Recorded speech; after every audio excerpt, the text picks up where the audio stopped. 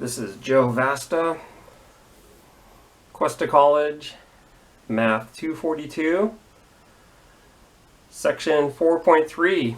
We're going to see if we can put some of these lectures on video, put them on YouTube, and this is what we're going to do. 4.3. We are solving rational inequalities. They look like this. And here are 6 steps that we will take. And we'll go through them as we do this problem. So our first step is 0 on one side, 1 fraction on the other. In this problem, we do not have 0 on one side, so I'm going to add 2 to both sides.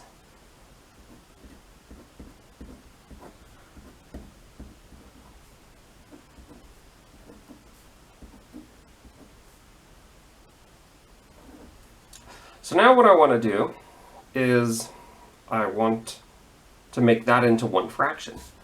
To make that into 1 fraction, I'm going to have to get a common denominator of x minus 3.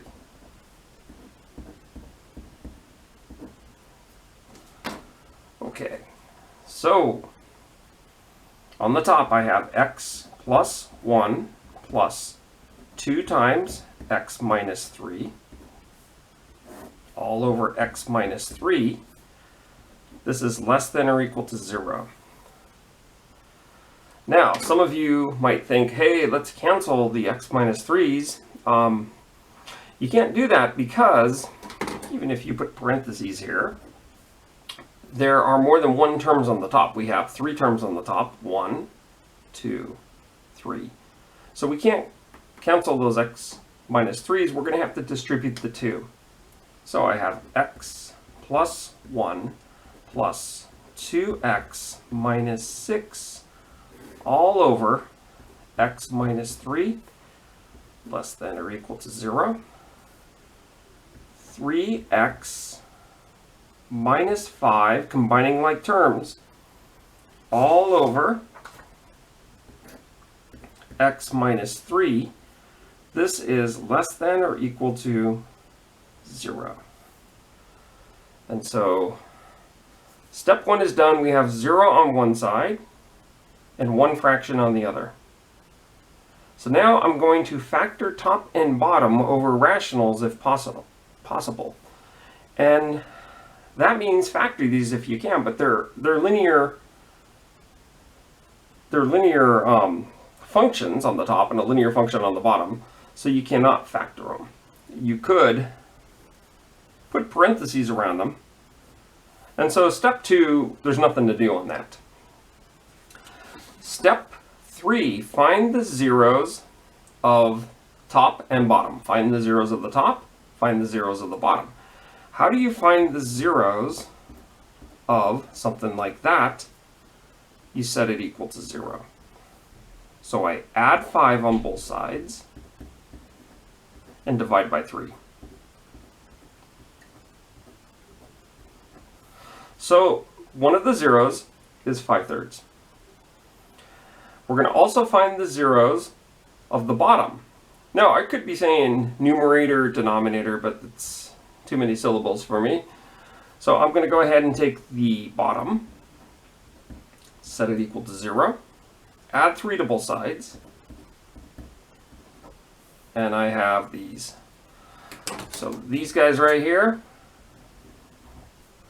are the zeros of the top and the bottom. Step 4, and we've seen some of these steps when we did polynomial inequalities. I'm going to go ahead and put the zeros on a number line. Make sure you put them in the correct order. 5/3, that's like 1 2/3. And 3 is right here. Okay, so let's pay special attention. Those are zeros of the top and the bottom. But the one that we can't put into this expression is 3. So I'm going to put an N above it. It looks like it's saying, no, do not put the 3 there. And we are going to do signs like we do in the other problems. There's 3 intervals to check. The first interval being from negative infinity to 5/3. So you pick any point in that interval, and that's going to determine what the sign is, plus or minus. And we plug it in to the function. And this right here, we're going to, maybe I'll circle this and call it f of x.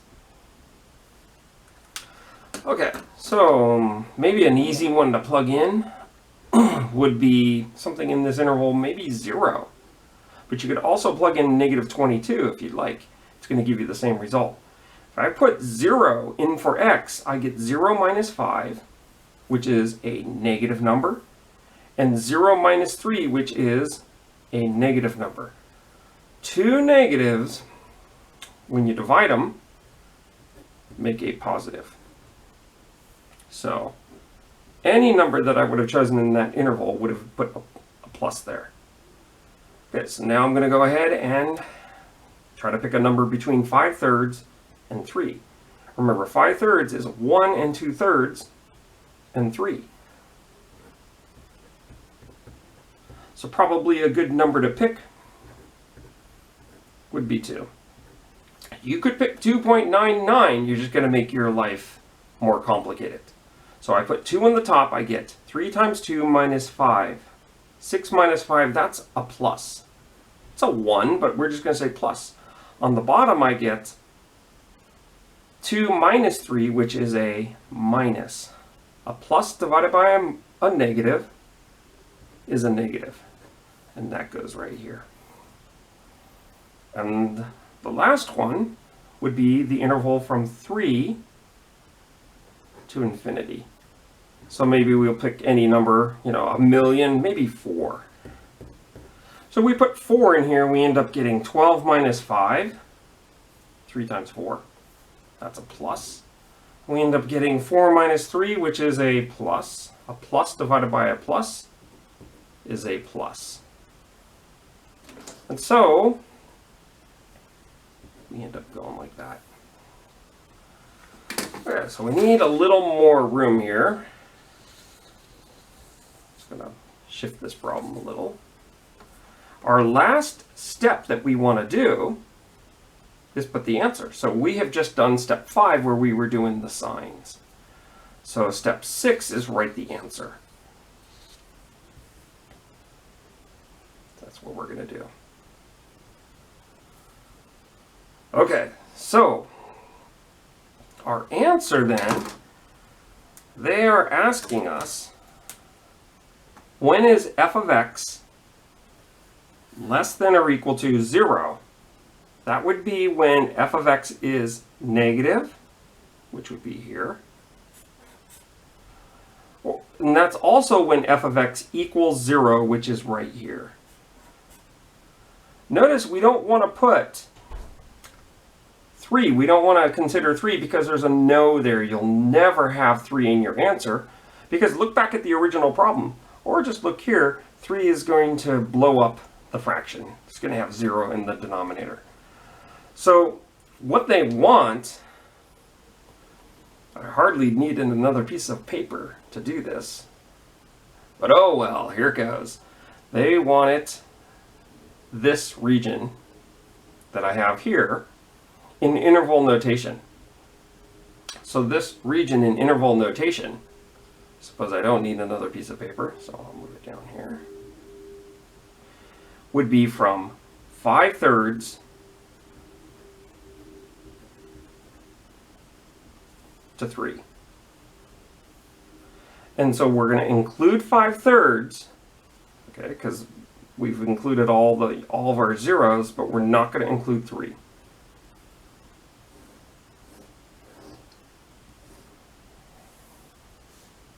And so that's how you do that problem. That is problem number 1, rational inequality. Now what you could do if you want it is you could, at this step, graph this rational function and report all the values where the graph is below or touching the x-axis. I'm not going to do that right now because I don't want to confuse people. But you could graph that and then report all the x values that are less than the x-axis or touching the x-axis. And let's move on to the next one, okay? Get this out of the way. Yeah, so we're trying this out, and we'll see how this works. Actually, it's working really good now, isn't it? It's raining. We have a pandemic in this country, so things are kind of crazy. And they told us we have to switch our teaching to online teaching. So that's what we're doing. If you're not from Cuesta College and you're here at this website, YouTube, watching this video, then something's wrong with you, because this is not a spectacular video. Let's go ahead and do this problem right here. And we'll do our 6 steps. The 6 steps, the first one says 0 on one side, 1 fraction on the other. We want to put a 0 there, so I'm going to add 1 to both sides.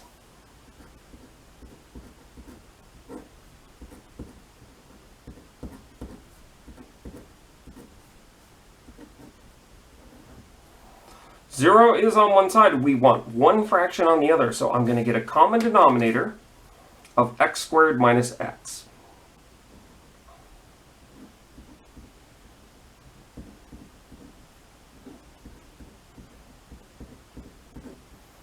Okay, I'm going to go check to make sure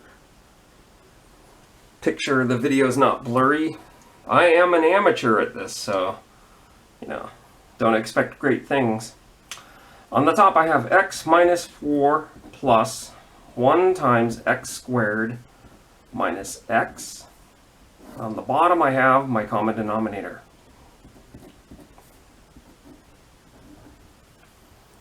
Okay. Let me go ahead and write out another step. X minus 4 plus x squared minus x. I just distributed the 1, which is kind of dumb, but oh well. Okay, so what do I have on the top? Look at these 2 terms right here. That x there and a negative x. They're out of there. So on the top I have x squared minus 4, and on the bottom I have x squared minus x. This is less than 0. Okay, that's step 1. We have 0 on one side and 1 fraction on the other. And what I'm going to do with this 1 fraction, I'm going to try to keep the same color coding as the last problem. I'm going to call this fraction f of x. So now step 2 says factor the top and the bottom over the rationals if possible. Well, we can see if we go to factor the top that this gives us x plus 2 times x minus 2. On the bottom you can factor out an x. You have x times x minus 1. This is less than 0. This right here is what we'll call f of x. Okay, that was step 2. The top and the bottom can factor. Step 3 is we find the zeros of the top and of the bottom. So to find the zeros of the top, you set the top equal to 0. So it looks like I'm going to get 2 values, -2 and 2. To find the zeros of the bottom, you set the bottom equal to 0. And I get 2 values here, 0 and 1. That's step 3. Step 4 is put those zeros on a number line. Make sure when you put the zeros on the number line, you put them in the correct spots. Like the first one here is -2. The second one is not going to be 2, it's going to be 0. And then we have 1, and then we have 2. And all of those are zeros. Now some of those are going to have no's on them, and those are going to be the ones that come from the bottom, which were 0 and 1. So this is no. No, I think your book puts an exclamation mark with a cross out on it or whatever. It looked crazy. So here's the deal. I have to now, I'm doing step 5, put the signs, and the signs are going to be pluses or minuses. Now there are 5 regions to check, from -infinity to -2, from -2 to 0, from 0 to 1, from 1 to 2, from 2 to infinity. Seems like a lot of regions to check, but you'll find that all these factors here are linear factors, meaning they just have 1s up there. Now if they had 2s up there, like you had x plus 2 squared, then that wouldn't be a linear factor anymore. If you've got all linear factors, then what will happen is the signs on here will alternate. It's only when you have a squared on one of them, and we were calling those, when we were doing polynomials, kisses, because that would be where it kisses the x-axis, would the sign not alternate but stay the same. Now if that didn't make sense, then what you do is you just pick sample points from each of the 5 regions. So some sample points from, a sample point from the first region might be -3. From the second region would be -1. The third region's a little awkward. You'd have to say like 1/2. The fourth region, you'd say 3/2, or if you like, 1.5. In calculus, we're going to probably prefer 3/2. And then this fifth region, we'd say maybe like 100. How about that? And you would put these guys into the function. Now before you panic, we don't have to evaluate the function completely, we just have to say the signs. And so look at this, when you put -3 here, that factor becomes, that's a negative, negative, negative, negative. So there's 4 negatives there. 4 negatives makes a positive. So if you were confident enough to say, oh yeah, they're all linear factors, I'll alternate the signs, then you can pretty much ignore the next 3 minutes. Oh, I'm exaggerating, but let's go ahead and put -1 in here. That's a positive, negative, negative, negative, which gives you a negative. And we'll put 1/2 in. 1/2 plus 2, that's positive. 1/2 minus 2, negative. 1/2 is positive. 1/2 minus 1 is negative. So, like maybe this is getting a little too clumped up here. I'll use this green here, which probably won't show up well on the video, so that's great. It's beautiful. So that right there. And this one here, we have 2 negatives, which make a positive. Look at the signs are alternating like we said they would. Okay, now let's put 1.5 in. Positive, negative, positive. 1.5 minus 1, positive. So it's positive, negative, positive, positive. Circle it in green. This gives you a negative. And then the last one, we'll put 100 in. Positive, positive, positive, positive.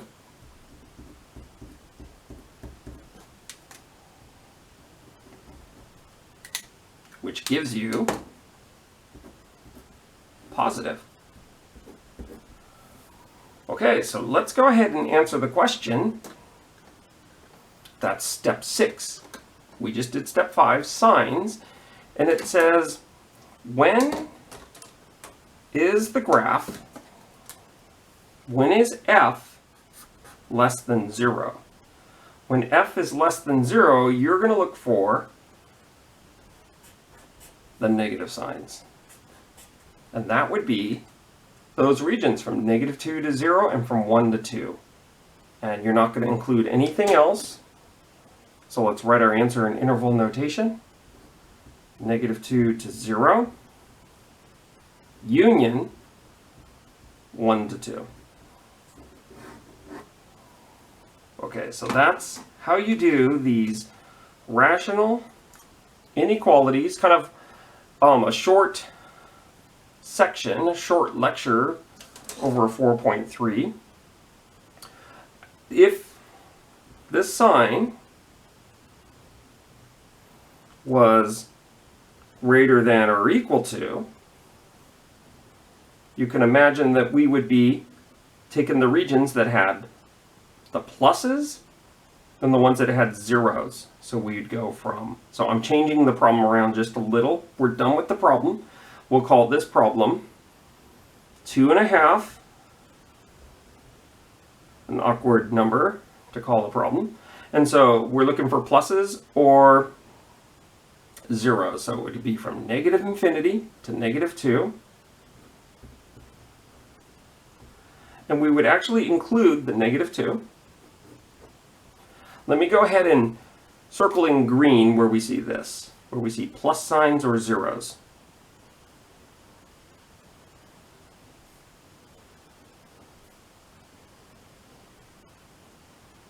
So I have to capture that all with interval notation. The next one would be from union 0 to 1. We're not going to include those boundaries because there's no's there. We'll never include those. So 0 to 1, union, and we have here maybe 2 goes all the way to infinity. We're going to include the 2. So there is the problem. Like if the original problem had a greater than or equal to instead of a less than. So there it is. Do your homework, and the next lecture will be 5.1.